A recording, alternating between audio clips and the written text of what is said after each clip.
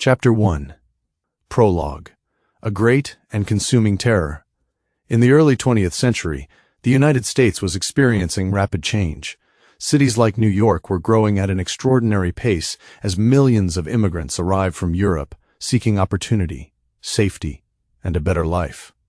Among them were Italian families who worked long hours in small businesses, hoping their children would grow up free from the poverty and violence they had left behind. Yet for many, the promise of America was shadowed by fear.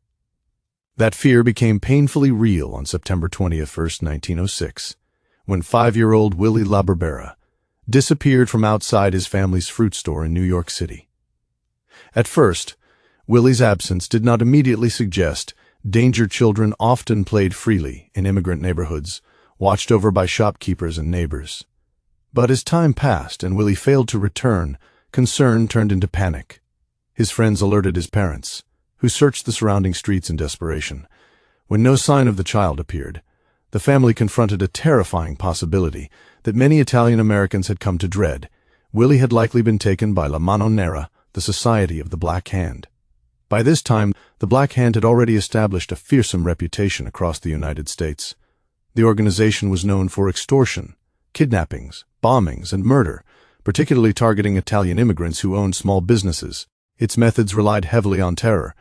Victims received threatening letters marked with black handprints, skulls, daggers, or coffins, warning of violence if ransom demands were not met. These letters were designed not only to threaten individuals, but to spread fear throughout entire communities. Soon after Willie's disappearance, the LaBarbera family began receiving such letters.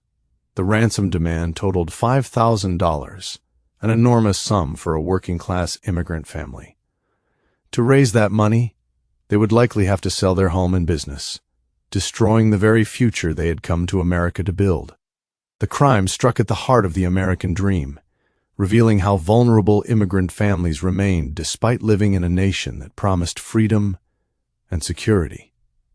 The impact of the Black Hand extended far beyond New York. Similar crimes were reported in Chicago, Cleveland, New Orleans, San Francisco, and other major American cities. Newspapers sensationalized these events, fueling public panic and often portraying Italian immigrants as inherently criminal. This climate of fear made it harder for Italian Americans to gain acceptance, as the actions of a violent minority threatened to define an entire community in the eyes of the nation. In response to the LaBarbera case, the New York Police Department called upon Detective Joseph Petrosino, one of the most respected law enforcement officers in the country. Petrosino, himself an Italian immigrant, headed the NYPD's Italian squad. He was uniquely qualified to confront the Black Hand due to his understanding of Italian language, culture, and immigrant neighborhoods. Over years of service, he had built a powerful network of informants and earned a reputation for bravery and integrity. Petrosino faced enormous challenges. The Black Hand thrived on secrecy, intimidation, and the fear of retaliation, which often prevented witnesses from cooperating with police. At the same time, public anger toward Italian immigrants was growing, complicating Petrosino's mission. He was not only trying to rescue a kidnapped child, but also fighting to protect the reputation and dignity of an entire community struggling to belong in American society. As reports of Black Hand violence increased nationwide, many Americans began to feel that the organization was beyond the control of law enforcement. Some compared the situation to the lawlessness of the Old West, where outlaws ruled through fear. For Petrosino, however, surrender was not an option.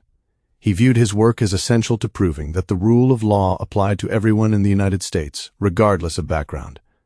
The emotional strain of the investigation weighed heavily on him. Amid long hours, constant danger, and mounting pressure, Petrosino often turned to opera music for comfort. Singing allowed him brief moments of escape, connecting him to memories of beauty and humanity in a world increasingly defined by violence and suspicion. These moments revealed his inner struggle as he balanced personal emotion with professional duty. The disappearance of Willie LaBarbera became more than a single criminal case. It symbolized a broader crisis facing the United States, a nation grappling with immigration, organized crime, and the challenge of maintaining justice in rapidly growing cities. The fear generated by the Black Hand threatened not only individual families, but the foundational belief that America could offer safety and opportunity to all who sought it. As Petrosino continued his search, the battle against the Society of the Black Hand emerged as a defining moment in American law enforcement history. It was a struggle between fear and justice, between exclusion and acceptance, and between criminal terror and the ideals upon which the United States claimed to